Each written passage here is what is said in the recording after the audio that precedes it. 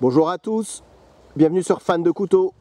Aujourd'hui je vous présente un modèle de la marque Benchmade, le Mini Crooked River. C'est un couteau que j'ai pu m'acheter grâce à vos dons Tipeee. Alors comme promis, tirage au sort à la fin de la vidéo. Ici voilà tous les noms de ceux qui ont participé, de 0 à 200 euros. Donc tirage au sort hein, à la fin pour connaître le regagnant de ce couteau-ci. On est vraiment sur un, je trouve un très beau couteau, un couteau de chasse, hein, ici avec le Mini Crooked River. On est dans la famille des Hunt, donc Hunt chasse, la famille chasse de chez Benchmade. Donc ici c'est le Mini, puisqu'il existe le Crooked River qui est sorti déjà il y a un petit moment. Ça c'est une nouveauté 2018. Ils ont, à mon avis, ils ont bien fait de rétrécir un petit peu le Crooked River qui était vraiment un grand couteau. Pas facilement transportable, alors très bien pour la chasse, mais par contre ici avec le Mini ils ont essayé de faire une version plus EDC, plus couteau de poche. Ça reste quand même un, je trouve, relativement grand couteau. EDC, je sais pas, pour moi le bug out est et sera un choix plus judicieux pour un EDC pur, donc je vous le mets à côté et je vous mets juste au dessus le Benchmade Griptilian pour vous donner une idée de la taille. Avec le Mini Crooked River, on est sur une longueur de lame de 8,7 cm. C'est déjà un grand couteau comme je vous ai dit, une épaisseur de 3 mm au plus épais. Donc c'est encore une fois, c'est pas un petit couteau. Le poids par contre 96 grammes, ce qui en fait un couteau qui est tout à fait transportable.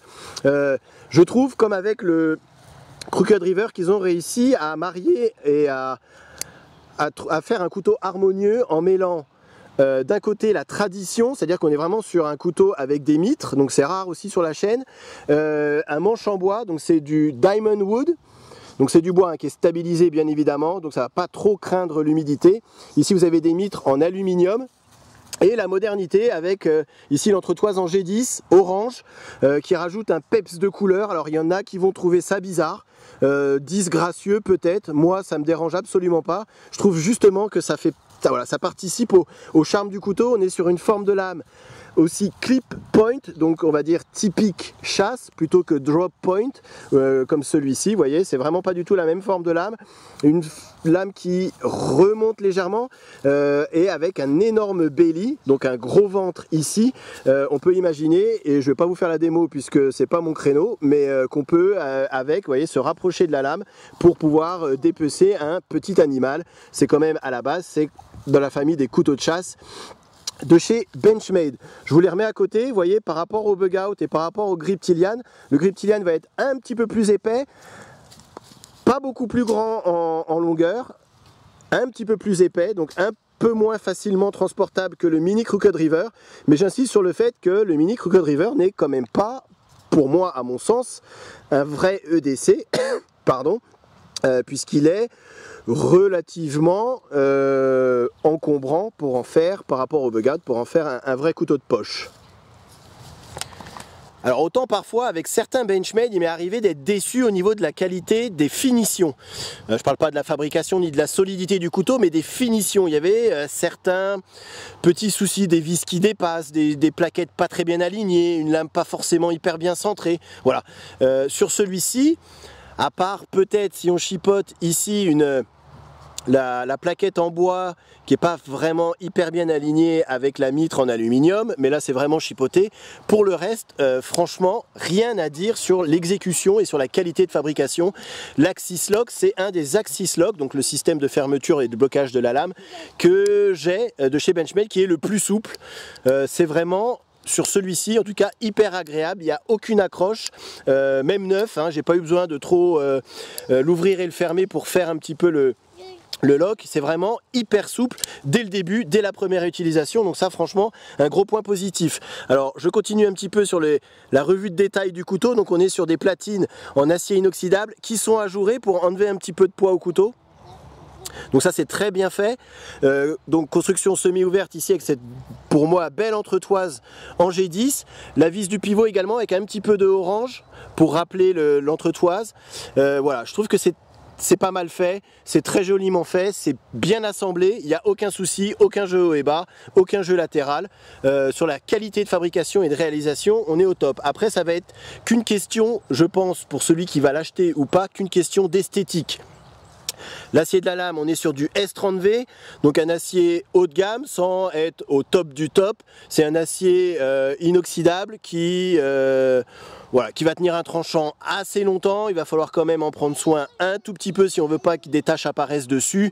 Et je trouve que Benchmade fait un travail vraiment tout à fait satisfaisant sur le S30V de tous leurs couteaux. Voilà, c'est vraiment un couteau qu'on a aussi très bien en main, avec une forme de manche légèrement arrondi, donc pas droit mais légèrement arrondi. Voilà, rien à dire sur le grip, rien à dire sur le tranchant quand on reçoit le couteau. Donc j'ai absolument pas touché le tranchant, je l'ai juste passé un petit peu au cuir et pour le regagnant il le recevra comme neuf. Vous voyez, ça coupe très très bien, le couteau on l'a très très bien en main, on est sur un manche qui est la taille qu'il faut, l'ergonomie qu'il faut, vraiment il n'y a rien à dire sur la qualité de fabrication, sur l'ergonomie générale du couteau. Et comme je vous ai dit, après ça va être qu'une question, j'ai envie de dire, esthétique par rapport à un bug out, par rapport à un Griptilian, par rapport à d'autres couteaux de d'autres marques, par rapport à un Paramilitary 2 par exemple, on aura tout à fait la même sensation de qualité, la même force de coupe.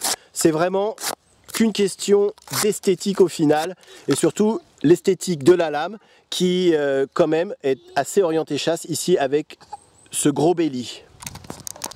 Alors quelques critiques quand même que je pourrais formuler, c'est que vous n'avez pas de cannelure ici sur le dos de la lame, même si vous en avez ici sur le dos du manche. Donc pour ceux qui aiment avoir ce genre de position avec le pouce sur la lame, sachez que on ne sait pas très bien où mettre le pouce et ça peut glisser parfois. Alors c'est un peu, soit on se recule sur le manche pour avoir les cannelures les cannelures du manche au niveau du pouce, mais on est loin de la lame, ou alors on se rapproche de la lame, mais voilà, pas de cannelure ici, donc voilà, pour certains ça peut avoir son importance.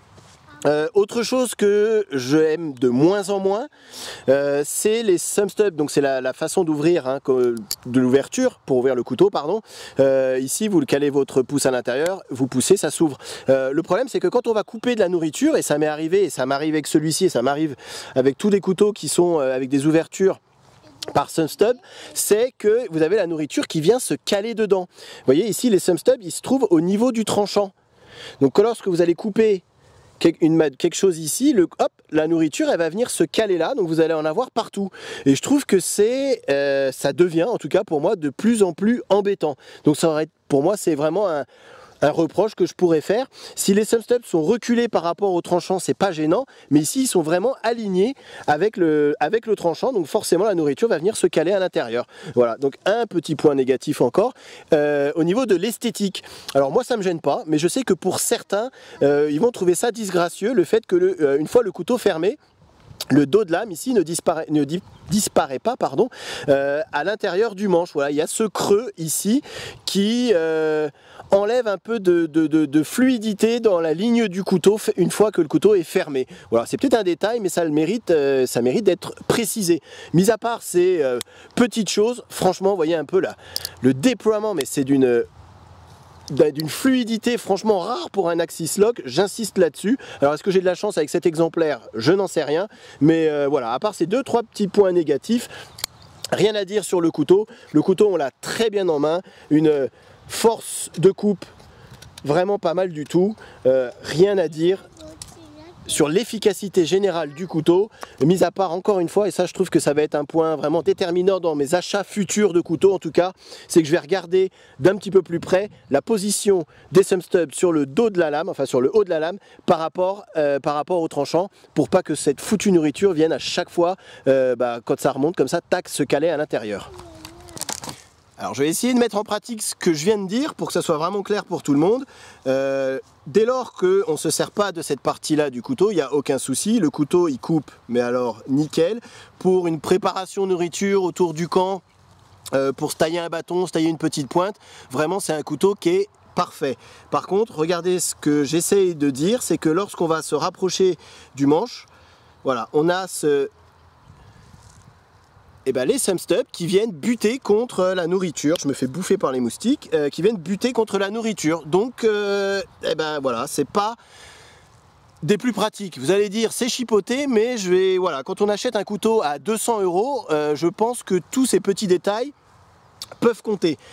Après, ça n'enlève rien à la qualité du couteau, et j'aime tout particulièrement les couteaux, et vous le savez maintenant à force de regarder la chaîne, qui ont un gros belly, donc un grand ventre, une lame bien arrondie, ce qui permet d'être hyper polyvalent pour la préparation de nourriture, à la fois à plat, à la fois en remontant le couteau. Voilà, c'est vraiment cette forme de lame est, je trouve, déjà original entre guillemets par rapport aux lames drop point qu'on a le plus l'habitude de voir, donc lame typée chasse.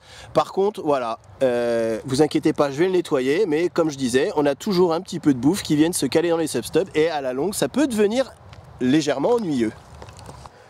Pour conclure sur ce mini Crooked River de chez Benchmade, alors déjà tout d'abord merci à tous les dons Tipeee, puisque grâce à vous j'ai eu l'occasion de m'en servir une dizaine de jours et de l'avoir en main. Donc merci, c'est déjà pas mal. Maintenant j'ai quand même une petite larme parce que je vais devoir le laisser partir, mais c'est le jeu, ma pauvre Lucette. Que dire sur ce couteau? Alors c'est pas moi qui le dis, c'est Gideon's Tactical, donc c'est un autre youtubeur américain qui fait des revues de couteaux entre autres, qu'avait dit dans sa conclusion, c'est un couteau que vous allez vouloir, mais dont vous n'avez pas besoin. Et je rejoins à peu près ce qu'il dit, puisque vous allez le vouloir, parce que c'est vrai que esthétiquement, ils ont réussi à marier la tradition d'un couteau de chasse, avec des plaquettes en bois, les mitres en aluminium, une forme de lame vraiment un peu atypique par rapport à ce qu'on a l'habitude de voir sur la chaîne. Voilà, donc c'est sûr que esthétiquement, qualité de fabrication, voilà, on est sur du top. Et la modernité avec le Axis Lock, la modernité avec du S30V, la modernité avec des platines en acier inoxydable ajourées, voilà, c'est vraiment pour moi le parfait mariage entre la tradition et la modernité, et je trouve que pour ça vous allez vouloir le couteau, puisque esthétiquement c'est vraiment pour moi en tout cas une réussite. J'aime beaucoup le peps de couleur avec cette entretoise en G10. Par contre, est-ce qu'on en a vraiment besoin? Je sais pas, on est très proche quand même, vous avez vu, très proche d'un Benchmade Griptilian par exemple, même si c'est pas le même acier. On est très proche au niveau des performances d'un Benchmade, d'un Bug Out aussi. J'aurais pu en mettre d'autres à côté. Voilà, c'est un couteau qui, dans la performance pure, dans l'ergonomie, voilà, on est vraiment, à mon goût en tout cas, très proche d'un Benchmade Griptilian. Donc est-ce que c'est vraiment nécessaire si vous possédez déjà un Griptilian par exemple, de posséder ce couteau-ci, à part pour l'esthétique, on est bien d'accord, qui est voilà, c'est très joli, il n'y a rien à dire. Et encore une fois, là, sur la finition sur cet exemplaire-là, tout particulièrement, vraiment aucun reproche. Et si ça pouvait durer chez Benchmade, ça serait plutôt pas mal. Alors comme promis, tirage au sort de l'euro gagnant du couteau. Donc vous voyez, j'ai fait mes devoirs, hein. Donc là vous avez le nom de tous ceux qui ont donné de l'argent sur Tipeee, donc entre 0 et 200 €. Je vous montre le prochain, hop, c'était pas prévu mais je vous le fais comme ça vous voyez qu'il n'y a pas de triche. Le prochain couteau que j'ai acheté grâce à vous et grâce à vos dons Tipeee, c'est j'en perds mes mots, le Lion Steel M4.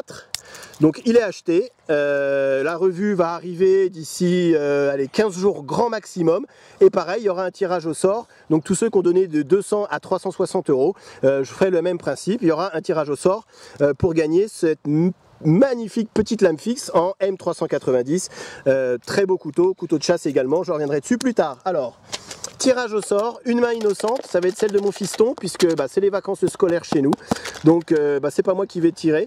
Tu mélanges bien Loulou, et tu prends un papier, allez mélange, voilà, et tu tires un seul papier, tu me donnes, allez, un,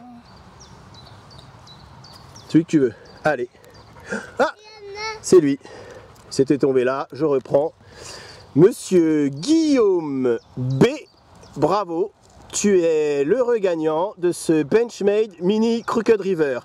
Je t'envoie un mail aujourd'hui ou demain et tu me files ton adresse, même si je l'ai déjà, mais on confirme tout ça par mail. Et je t'envoie le couteau. Voilà.